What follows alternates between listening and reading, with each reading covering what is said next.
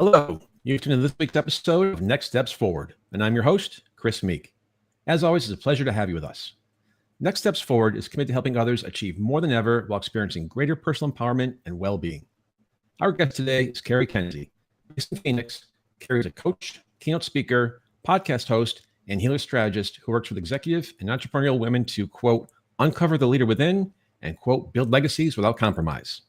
A survivor of the 2013 Boston Marathon bombing, Cari has used that experience to inform her work in transformational healing, coaching, and her nonprofit, the Ripples of Change Foundation, which supports trauma healing. Cari also hosts the Curiosity, Clarity, Empowerment podcast, focused on mindset shifts and courageous living. Her background also includes running multiple marathons and founding and exiting a multi-million-dollar marketing agency. Cari Kenzie, welcome to Next Steps Forward. Hey, Chris. Thanks so much for having me. I'm excited for this conversation. I know that a lot of transformation comes from discussions just like this. So. No, I'm looking forward to it, and I appreciate your time. So, Cari, I guess let's start. Take us back to the morning of that Boston Marathon. You've run multiple marathons. Mm-hmm. Was that your first Boston Marathon, or had you run it before? No, actually, it was my first Boston Marathon. What's interesting about it is I had qualified for that marathon in the second marathon I ever ran. That would have been in 2010. You typically get 2 years to run the marathon without having to requalify. I broke my hip in 2011. So I flew to Boston, ended up there in 2012 because the heat was so bad and unprecedented. They'd never done before. If you were there, across the start line, you could be there in 2013. So that's actually why I was at that particular Boston Marathon. And I was excited. I was overjoyed. I was nervous. I was very nervous. I'd had a few marathons that hadn't gone super well just prior to this, but the weather was perfect. I mean, it was kind of like this culmination of pulling together thousands and thousands and thousands of people on a perfect, crisp morning. So when that, starter gun fired, I mean, you were just ready to go. I remember both of those marathons. At the time, I was working for a firm based out of Boston. Okay. And a bunch of my colleagues would run that every year. And I remember the one year was extreme, like 75 degrees. It's on April 15th, right? Is that Patriots Day? Yeah. Yeah. And so they do it there because of the heat. And then the next year was perfect. And I remember also I was actually heading to London on a business trip. Wow. And I left at, 7:00 in the morning. But when I landed, my then BlackBerry was blowing up. Mm-hmm. And so, let's get into it here for you. Yeah. What did you done to prepare for that marathon that year? And what was your mindset like? Like I said, I was really excited. I had run quite a few marathons. What's interesting is I didn't train in a regimented way prior to 2010 when I qualified. After I qualified, then I got very serious about training and hired a personal trainer. I did all the nutrition things. So I really felt like I was in a position to be prepared to be able to do this. I had wanted to run the marathon in a way that allowed me to requalify to be back there again the following year. So that's kind of where my head was at. Now, on that day, we know, unfortunately, 3 people were killed and more than 260 were injured by the bombs detonated at the finish line. Where were you at that moment, and how did your body and mind respond to the first signs that something was very, very wrong? Well, I had made it to Heartbreak Hill. And once I got there, my body started to break down just a little bit, started to cramp, had to pull off to the side. This is how I kind of finished the race. And the whole time I would tell myself, it's all right, just you have to finish. It's a weird finisher's jacket type of mentality you have. You cannot wear the jacket that you've bought until you finish the race. So this is where my head was at. And so I'm going to finish, but I'll go to the medical tent as soon as I'm done. And that's what I kept telling myself the entire way. So I finished the marathon. I crossed the finish line. One of the volunteers came up to me, pulled me off to the side, took me into the medical tent. So I'd been in there for probably about 15, 20 minutes when I look back at the timing of it. They'd come over, checked all the things, and I think they had stepped away to go get fluids, which I'm sure was, kind of the issue that I was having, when I heard this like loud boom. And the very first thing that went through my mind, because as you had said, it was Patriots Day, I thought, oh, well, I didn't know that that's how they celebrated Patriots Day. Like literally the words in my head. I didn't know that this is how they celebrated Patriots Day. Like I didn't know that they set off cannons. And as soon as that thought processed through, the second one hit. When the second one hit, everything shook. I mean, you felt like the ground was coming out from underneath you, the tent shook. I looked up to a volunteer and we caught each other's eyes and we knew exactly what had happened. No spoken words. I don't know how I knew exactly what had happened. And so I stood up. I didn't know where my family was at the time. And by this point, everything happens in such slow motion and so fast all at the same time that they had started to bring in individuals who had been injured into the medical tent. And I knew I needed to leave, that I was taking up kind of this additional space that wasn't necessary. So I walked outside. I looked to my right. It was running, looking down Finisher's Alley. And it was, all I remember was it just being empty and it being sunny and bright. And then I looked to my left and it was like this chaos, this craziness, people running. It was smoky. It felt dark. And a line of yellow jackets started running, volunteers. And they started screaming at me, run as fast as you can.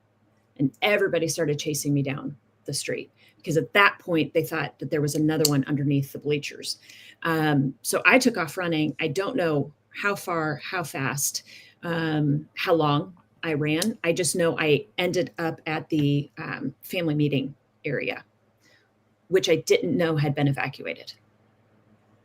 So in their minds, they evacuated that thinking that would be the most likely next space for whatever had happened to recur. So that's where I found myself. So often when an extremely traumatic event happens, it takes time to process things. Mm-hmm. What details or emotions didn't register until much later? And when did you comprehend that your life had changed forever? None of it registered. You knew what had happened. I knew what had happened. I was in a state of, I think, shock and a little bit of panic. Didn't know where my family was. Stood in that area for a period of time, fell in love with Bostonians at this moment because a woman came up to me and said, can I help you? Is there anything that I can do for you? And I said, I can't find my family. And so she handed me her cell phone and she said, take this and keep it until you get a hold of them. And that was huge because it took a while. Cell phones weren't going through. It took a while, but I was finally able to get a hold of my husband at the time. He came over, got me. We left the area, found a cab, made it back to the hotel, went to dinner that night. Like this is the kind of, you're watching it on the news and you see what's happened and it just hasn't clicked yet that this is what has happened that you've been a part of. The next day I went down, and this is such a huge moment that I speak about, is when I went down the next day to pick up my bag, my cell phone, all of the things. I did have that finisher's jacket on. And I was standing at the end of Boylston Street, just kind of overlooking, it looked like a war zone. And a reporter came up behind me and he started tapping me on my shoulder. And he was like, hey, can I ask you a few questions? Like, can you tell me where you were at yesterday? Can you tell me about your experience? And Chris, I'm not kidding you. There was a voice in my head, a literal voice. And it said, it is not your story to tell. I never looked at that reporter. I turned, I walked away, and went about my business. I say that I left Boston a participant and I got home a spectator. And what I mean by that is when I was in Boston, I knew that I had been part of something because you're in the energy of it. You're walking everywhere. You're seeing the National Guard. You're seeing just military everywhere and news vans everywhere. And so you're just really part of it. When I got back home, I ran a multi-million-dollar organization and I had 3 young kids and I was married and I didn't have time to process because as a high achieving, high capacity individual, what happens is when something like that occurs, and I say that this is kind of that extreme example of the everyday occurrence, is when something like that happens, you feel like if anybody sees weakness, if you allow anybody to see a moment of vulnerability, everything's going to come out from underneath you. You're going to lose it all. So you hold it together in the best way that you possibly can, and you silence everything. And that's what I did. I went literally the next day, went back to work, sat down, watched the news with my team. The moment they caught that second terrorist, we shut off the TV and I went back to work. And I was able to keep that up for about 4 months. By the end of that 4 months, or into that 4 months, I went from running marathons to not being able to walk up a flight of stairs unassisted. I went doctor after doctor after doctor, kept being told I was depressed, ended up at Mayo Clinic, spent 3 days at Mayo Clinic trying to figure out what was going on because my body was breaking down. I stopped sleeping. And I'm not talking like I couldn't fall asleep or I'd wake up in the middle of the night. I literally stopped sleeping. Like I say, I couldn't walk upstairs. I had seizures standing up. My muscles would cramp so bad I wasn't able to sign checks in my business any longer. I had no clue that all of this stemmed from the experience that I had. We keep things separate. We think that they're compartmentalized. They're not. Everything overflows and weaves into the next. It wasn't until 2000, so this happened in 2013. I navigated so much from trying to heal my physical body. In 2017, Chris, 2017 is when I made that connection, and that's when I was able to heal. 4 years. 4 years. That's unbelievable. Yeah. So you've said that for a long time you weren't living, you were just surviving. Mm-hmm. You just went through what those days were like for you physically and emotionally. But what were your day-to-day relationships with people closest to you like during that period? Well, one, nobody knew.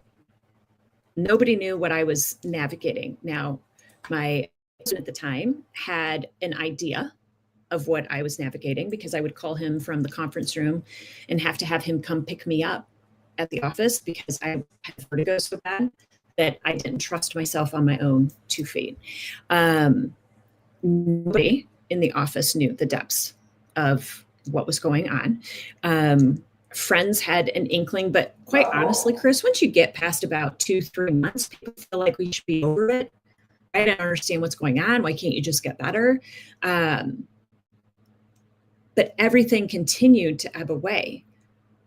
I had social anxiety to a point where it was very hard for me to enjoy concerts or to be out or to go to dinner in the way that I had before. I was so confused and lost and struggling all at the same time. When we started this, I said, transformations come through conversations.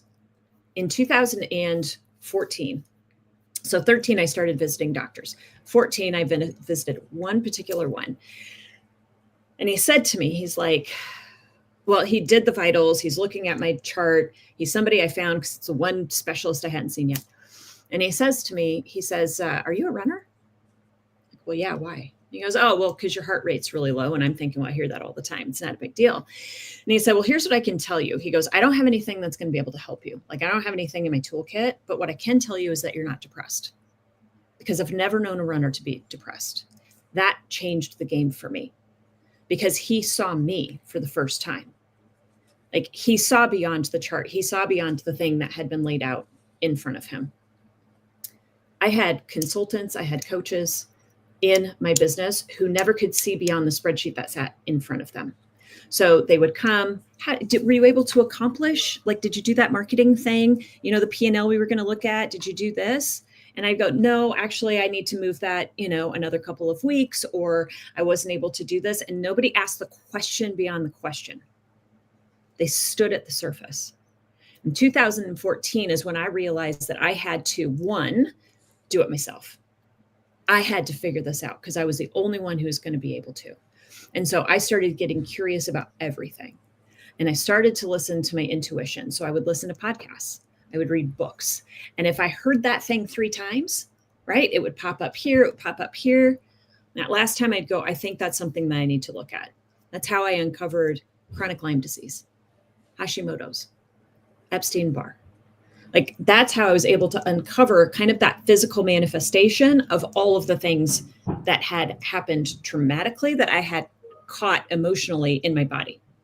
And so I was able to heal enough from 14 to 16 to be able to function in a much better space. But once I made that connection again back to that trauma, that's where everything started to shift. So when you saw that doctor, that was your aha moment? It was an aha moment. It really was. It was that, and again, I go back to when I talk to individuals, you have all the answers in you. And that intuition, that kind of gut instinct, that, you know what, I've heard that a couple of times. I think maybe I need to go take a look at that. I didn't ask for permission. In 2016, I had been seeing a doctor in Iowa, and she's the one who had found the chronic Lyme disease. Now, at the time, you could not treat nor diagnose that in the state of Iowa, or you would lose your license. So she took me on. We began treatments. I was doing heavy doses of antibiotics. And I did that for about 3 to 4 months. And my body started to say no. So I called her and I said, look, I've been doing this for a period of time. I have so enjoyed working with you. I appreciate everything that you've done, but I need to move on and do something else. I immediately stopped the antibiotics because I listened to what my body was telling me. I listened to the intuition, and it guided me into that next step that took me to a next layer of healing. So we all have that internally, and that's what that wake up moment gave me. You share that trauma doesn't define you, it reveals you. Mm-hmm. Would you unpack what you mean by that? And how did trauma help you uncover something essential about yourself? It is such a layered question because the experiences that we have are so incredibly layered. And I think what we tend to do is we tend to take an experience, whatever it is that we're navigating, and I'm going to call it kind of a misalignment, because I think a lot of times people look at trauma and they look for the big things. And it's not always the big things. A lot of times it's the small moments where we've stepped outside of what we know is best for us, where we have denied ourselves the opportunity to make a decision that we know we need to make because we feel like we need permission for it. It's in every single one of those moments that we have the opportunity to not be defined by that decision, by that experience, but we have the opportunity to understand more about ourselves by getting curious around what was that experience for me? Why is it that that experience is something that I needed to navigate? How is it that I felt when they said that thing to me? When I stepped into that meeting and I got really upset with my team member because they were not doing the thing that I knew that they needed to do, because they didn't listen to my direction, and I got so incredibly frustrated by it. In every single one of those moments, that's when we've got to ask the question, why did I get so frustrated? Because I'll tell you right now, it's not the person that's sitting in front of you. It's an experience that you've had somewhere along the way that has caused you to believe something about that moment, to have an expectation of what you should be in that moment or what they should be in that moment, which is causing you to have that frustration. The more we can ask the questions around and have an awareness around, why am I thinking what I'm thinking? Why am I experiencing what I'm experiencing? Why am I feeling what I'm feeling?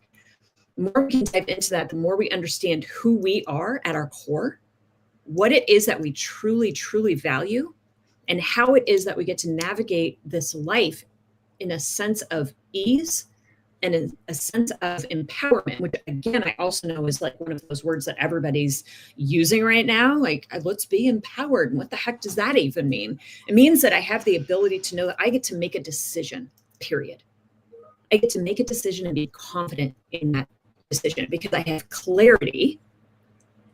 I've removed all of the static emotion. I've removed the heaviness. I've removed that knee jerk, right? Oh, I'm just done. And I was able to find a place of ease around it. So I don't know if that answers, but that's really just kind of what comes when you ask that question. No, that's super helpful. I appreciate that. I'm Yeah. also smiling as you're talking about the word empower, and this is the empowerment channel on the Voice America Network. So I just thought that was rather ironic.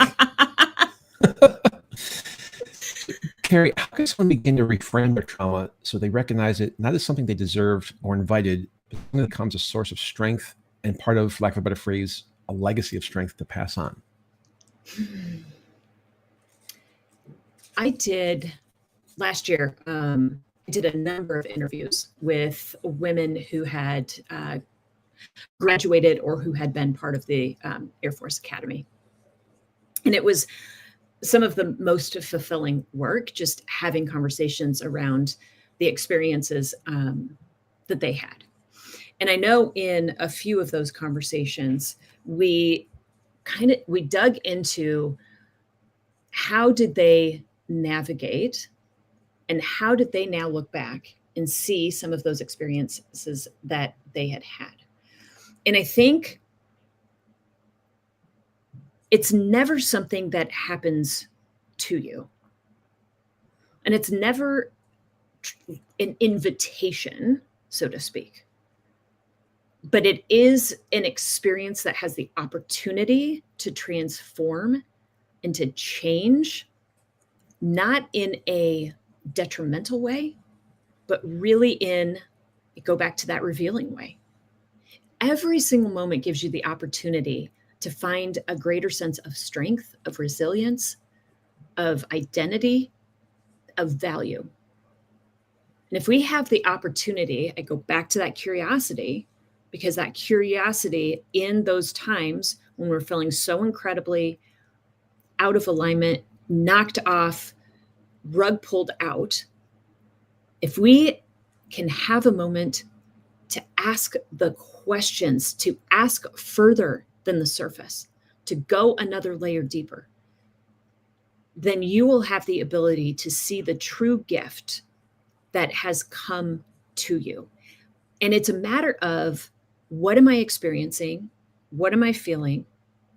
And what is it that I could have potentially learned from that? Or could that have benefited me?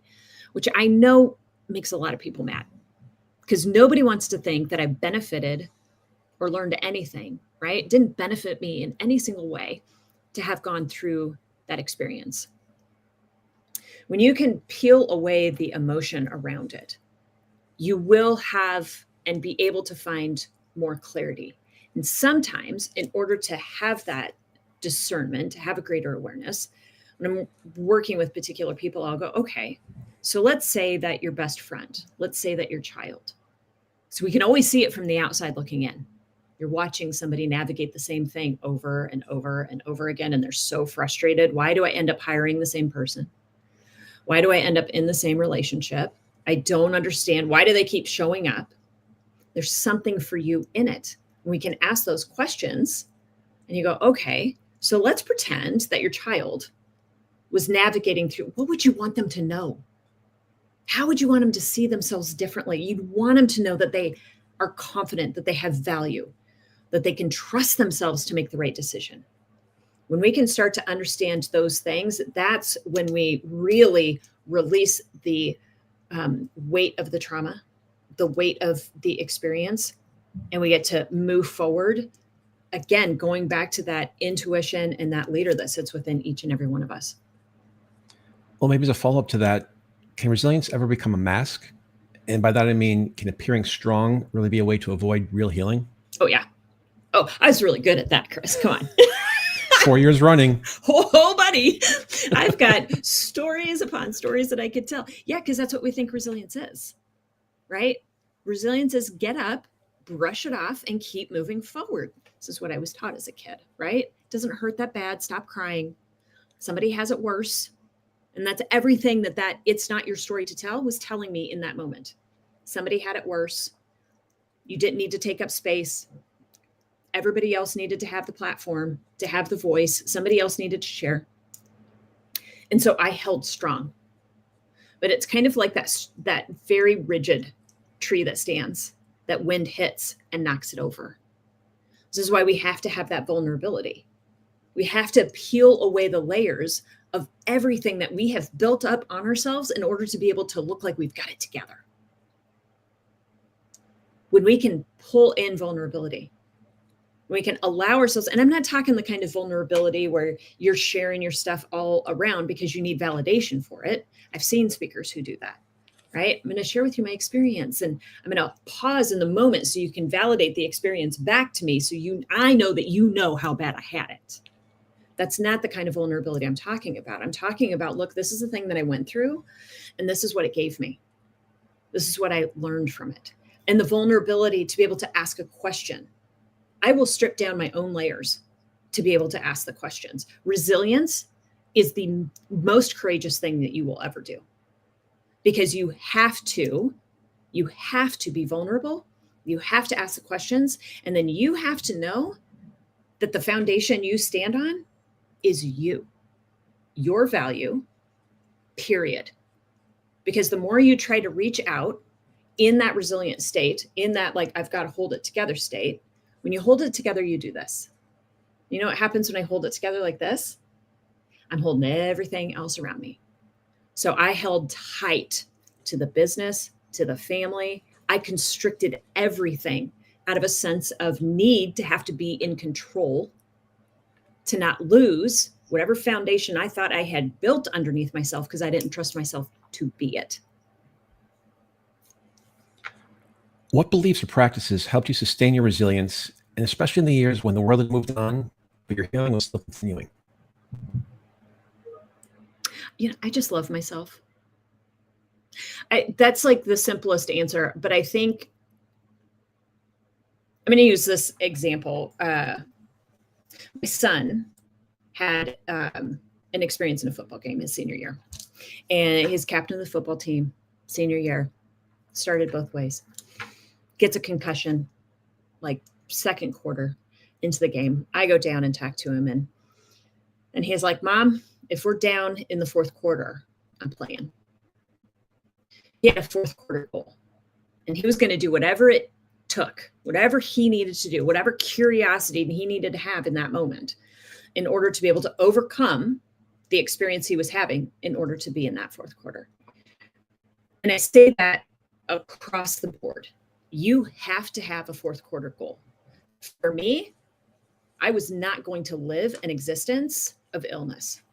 I was not going to live an existence of insomnia, where it took 5 prescription sleep medications to put me to bed. I was not going to not be able to participate with my kids the way that I wanted to. I wanted to be able to show up in all of the ways. I had a fourth quarter goal. When you have that fourth quarter goal, you're going to keep going. You're going to keep moving. You're going to keep searching. I remember in 2016, I was at a conference because, again, I'm going to all the things and doing everything to try and figure this out. And this gal says, "I know this woman who does this thing. You should call her." And at this point, Chris, I'm like, I don't care if it's a voodoo doll. And like, I don't care. Give me the number. I will call this person up. And this is the gal. I get her on the phone. And she says, "So what is it, what is it that you're navigating?" And I kind of tell her a little bit. And then I joke, I go, it's like, she goes, "So tell me about your childhood." And I'm thinking, I'm sorry, I'm married because I have Lyme disease. So if you can give me some medication, or if you can tell me like the thing that I need to physically do. But that's when I started to put those pieces together. Oh, everything emotionally that we trap, the pain of silence that we experience because we refuse to speak up for ourselves, is everything that we hold that manifests physically within our own bodies. Well, that's good to segue to the next question. You didn't just recover, you transformed your pain into purpose. Yeah. What did that process require of you emotionally, spiritually, mentally, and even physically?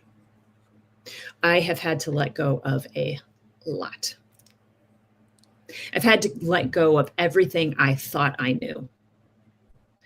I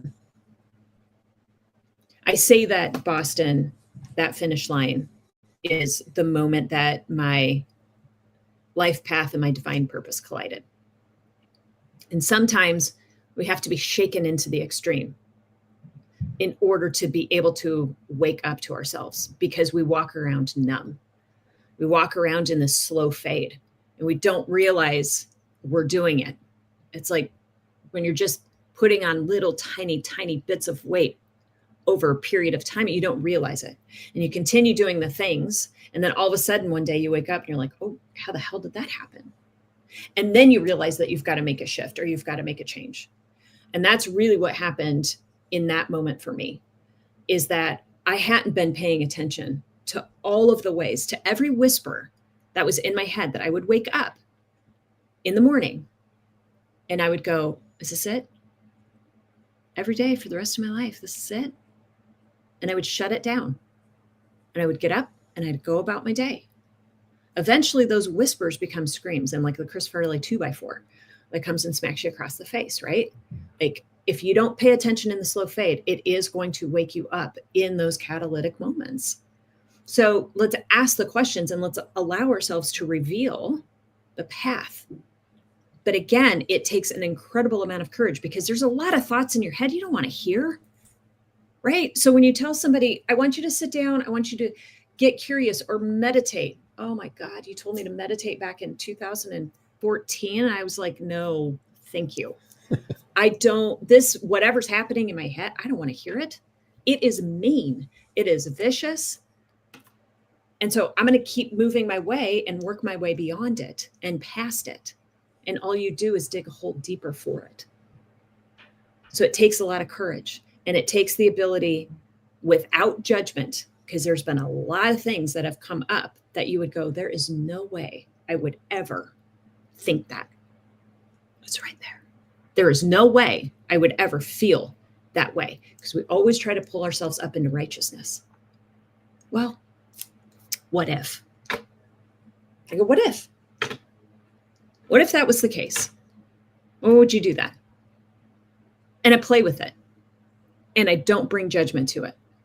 And I allow the thought to take me to the next thought, because before you know it, you're going to be homeless in a box underneath a bridge. Like that's where your brain's going to take you. Allow it to go there. And then that's the place that you can heal from. But nobody wants to take it that far. That's what it takes. And what has resilience made possible in your life that you won't have otherwise been able to achieve? Well, I moved to Phoenix. I will say it allows me to make decisions that otherwise I'd be too paralyzed, too frightened to make. Because comfort's easy. Staying the same is easy. Staying in the same place. I lived in Des Moines, Iowa. I lived in Iowa for like 50 years. Who does that? Who picks up and moves across the country in June to Phoenix, Arizona? Right? Not a lot of people. But that's what it has done.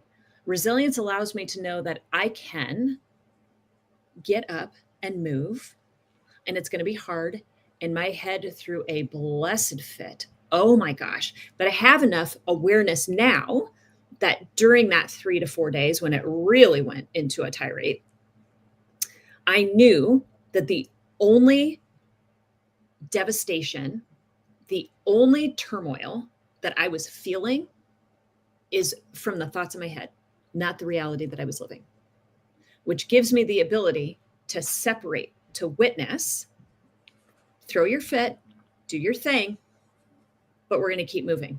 We're going to keep moving to the other side, because now I have an awareness between the fear of the unknown and every moment that wants to hold you back and keep you comfortable, and to be able to overcome it, because I know that we can get to the other side. I know that those thoughts are a temporary moment. They just need addressed. They just need a moment to speak, and then you can get to the other side of it. What simple habits or mindset shifts do you recommend to build emotional resilience on a daily basis? Or are there any simple habits? Have compassion for yourself. That's the first thing I would say, is to have compassion for yourself. I don't say meditate, because you're not going to do it. I say that if you can give yourself 3 breaths for a pause, that is the most amazing gift that you will ever give yourself. If you're sitting and you're toiling with a decision, and I've had this happen multiple times, especially in the business that I had, right? God, do I do this? Do I do that? I don't know. Which way do I go? Do I keep them? Do I release? And spinning and spinning and spinning. What I learned was you've got 2 different things that are happening. You've got the inner knowing, and you've got the fear, and they're battling for attention. So I would close my eyes. Yes, you can close your eyes. And I would take 3 breaths, but I would focus on my heart space. I would just focus on that breath. Really feel the breath coming in. I would do it 3 times. And then I would ask the question. And then I would allow it to come up. And that's when the intuition can come forward, is if you just take a pause. If you take a pause and you allow yourself to breathe, and you don't have to do it in the middle of a meeting, but you do have the opportunity to say this. You know what? I'm processing through a lot of information right now. I just need a moment, and I'll let you know when I'm ready to have that conversation. Power of a pause. And pull yourself out, get curious, ask the question, get rid of that emotional static, and step back in with clarity. That's how everything changes. And if someone is in the messy middle, and by that I mean in between breakdown and breakthrough, what do you want them to know or remember about resilience? That the more they understand who they are, the more they give themselves the opportunity in that messy middle to find themselves, to understand or to see the value of who they are, the more they're going to be able to move through it with ease. When I talked to those women from the Air Force Academy, I would ask them, because some of the situations they went through were, wow, is all I can say. Like, whew, wow. And not just in the Air Force, but really throughout the course of life. And I sat with 2 leaders specifically, and I said, how did you do it?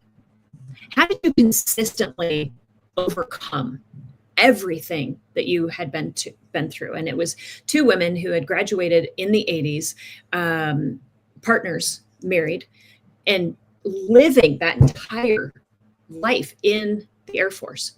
And I asked, how did you do that? And they said, you know what? Because we always knew who we were.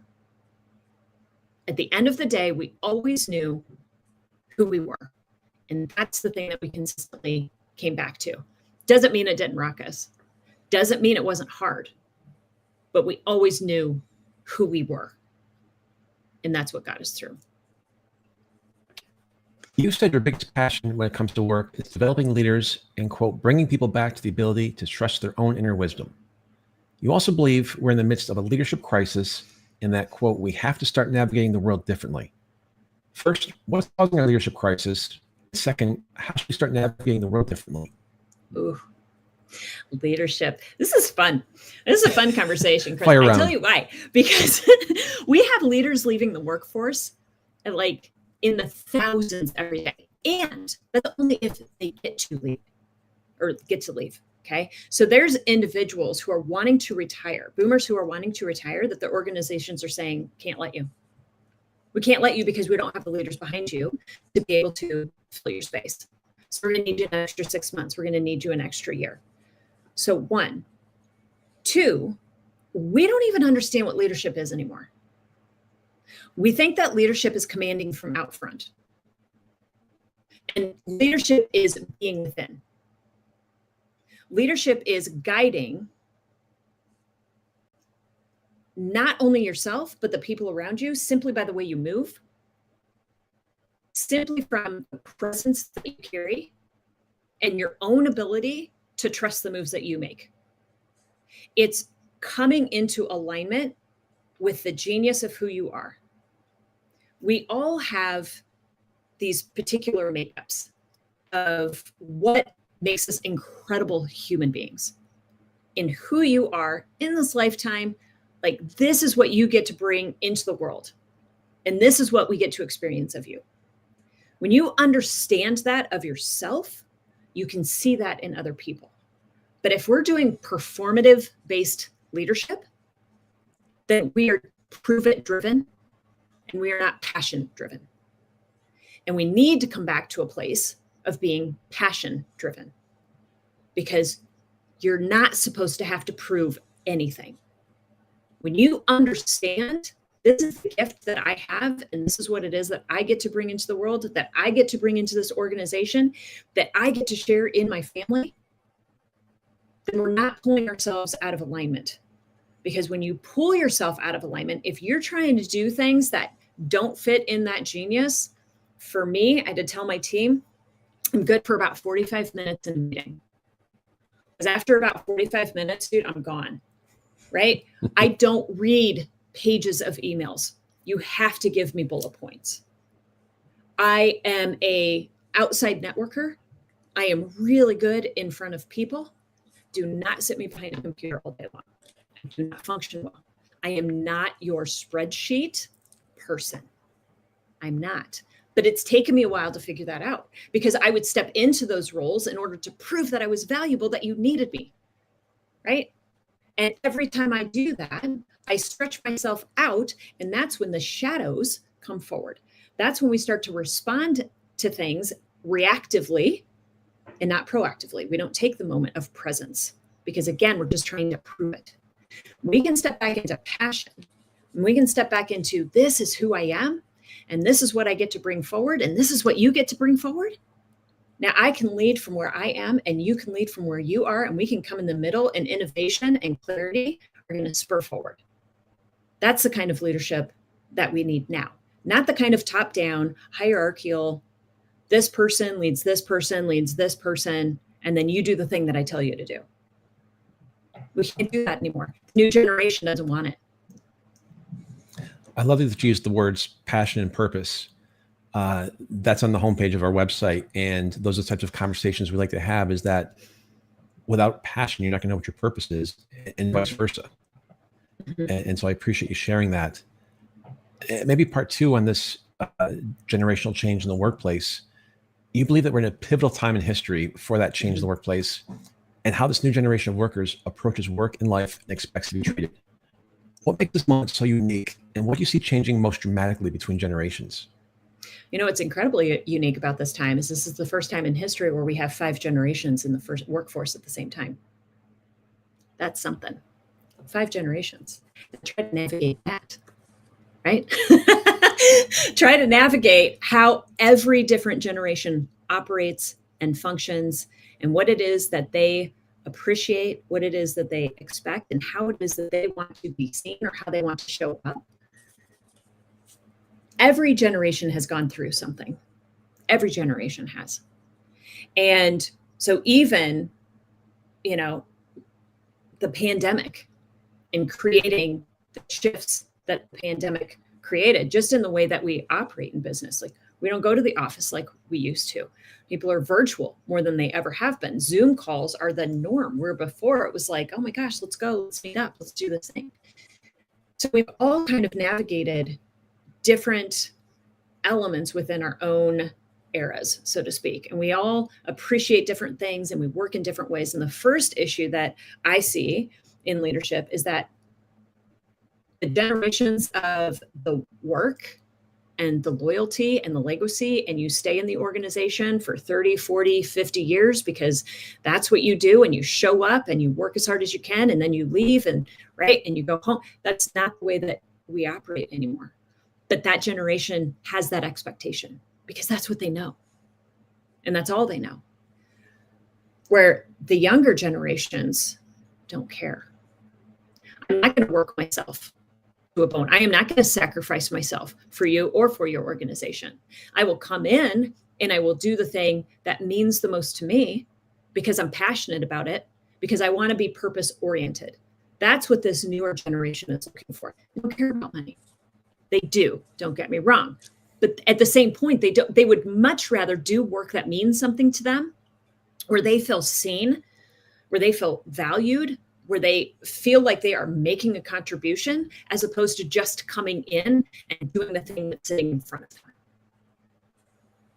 There's a huge difference there.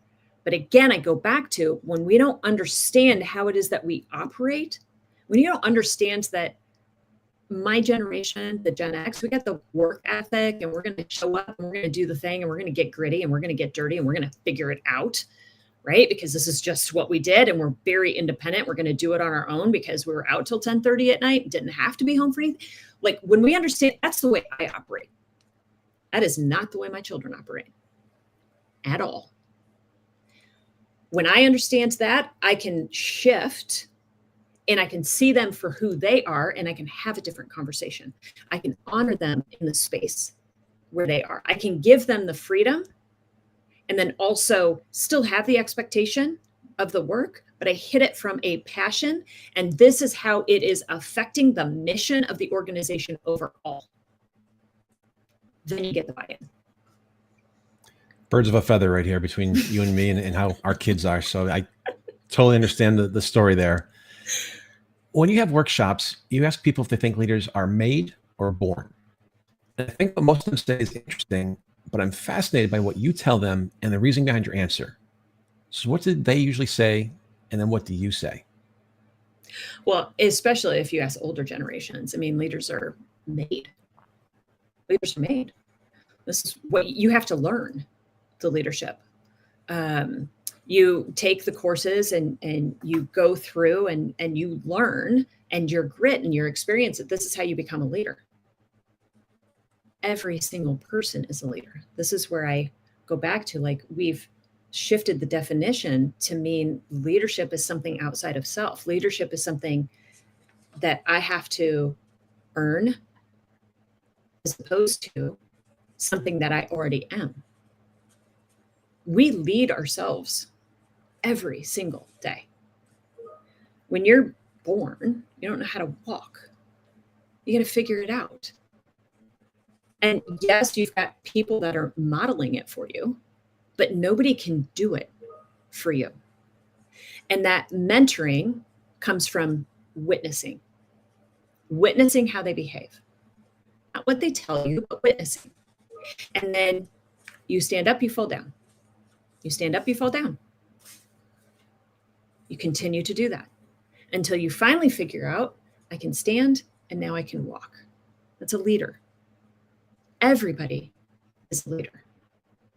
But when we don't see ourselves that way, and we expect the leadership to come from somebody else, and again, it falls back into that vicious cycle of, I need permission, and I need to prove, and I become performative in order to be able to earn.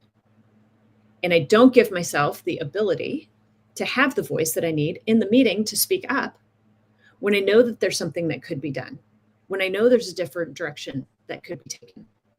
Because again, I don't have that leader title. Let's talk about another way that you have channeled your pain into a purpose. You created the Ripples of Change Foundation with the goal of helping others transform trauma into triumph. How does the foundation embody and execute that mission? Well, that was a big reason for the interviews that we did through Ripples of Change for those women, part of the Air Force Academy. So they're in the process of writing a book. The academies are coming up on their 50-year anniversary in 2026 of having women be part of them. And when I was speaking with the head writer of that book, I go back to, we can have vulnerability and we can share from a space of trauma, or we can share from a space of power. And the only way that you are going to truly be able to affect change and to inspire others is to share from that position of power. And a lot of these women, again, had navigated some pretty difficult, very difficult experiences in the Air Force or in the academy, and wanted to bring that forward, but did not want this to be a trauma book. Like, nobody wants to come forward and just share, oh, these are the things that happen, and feel sorry for us and feel bad. But how is it that we could bring forward the information in order to help others be able to reclaim their own voices, be able to reclaim their own experience in a way that gives them hope that they can come to the other side of this? Because there are still many women who navigated this in the 80s, and I am sure beyond, that physical manifestation of that trauma is still gripping hold of them. Because again, they didn't have permission to speak. They didn't have the ability to be vulnerable or to have a voice. And any time that they did have a voice, it was shut down. And so we wanted to give them that space to be able to speak. And we wanted to help them from that space of curiosity to be able to ask the questions and to find the purpose in it so that they could reclaim themselves through it. How can people in our audience get involved in the Ripples for Change Foundation, either supporting your mission or seeking healing for themselves? Oh gosh, you know, we are consistently looking at resources to bring forward to help people to be able to have the conversation, to have and host events, to share stories so that other people can see themselves in it. Again, it's hard when you're in that slow fade, when you feel like somebody has it worse, to be able to see yourself. And so we love to have the conversations to share around this is what I've experienced, and this is how I got to the other side of it, because there's just glimmers and you can grab onto that and you go, oh my gosh, if they did, I can now see mine. And what's always fascinating to me is the way that we see our own experiences as that like medium. I didn't have it that bad. And then I will hear, they'll share, and my mouth drops. And I'm like, I'm sorry, what? If you were to share that with anybody in the world, they'd be like, how did you navigate that? How did you get to the other side of that? So we want to bring forward the voice. So for people to get involved, we're always looking for, of course, financial support. We're looking for resource support and just education to be able to share that we do exist. So those would be the ways. And Cari, I know we could keep going on for another hour, but we have just a few minutes left. Would you please tell us how people can get in touch with you? Oh, gosh. Well, some of the fun things that we have going on, Kenzie Collective. Kenzie is the organization where we really are working with those high capacity women to navigate the big transitions. So it could be in transitions, scaling, exiting, whatever it is that they're doing in their life or business. We help them to be able to navigate that. And that's through Kenzie. So you can find me, Cari, at carikenzie.com. You can find me at Cari Kenzie, Kenzie.com or KenzieCollective.com. So there's a number of different ways that you can get in touch with me. I would say the best right now is to go follow Cari Kenzie or Ripples of Change Foundation, because you're going to be able to find all of the resources, what it is that we're sharing, and then how it is that you can get involved. Cari Kenzie, executive coach, founder of the Ripples for Change Foundation, and host of the Curiosity, Clarity, Empowerment podcast. Thank you so much for being with us today. Chris, it was a pleasure. Thanks so much. No, it was my pleasure and honor. And I got through about half my notes, so you have to come back. Absolutely. Enjoyed Love it. No, thank you. I'm Chris Meek. We're out of time. We'll see you next week. Same time, same place. Until then, stay safe and keep taking your next steps forward.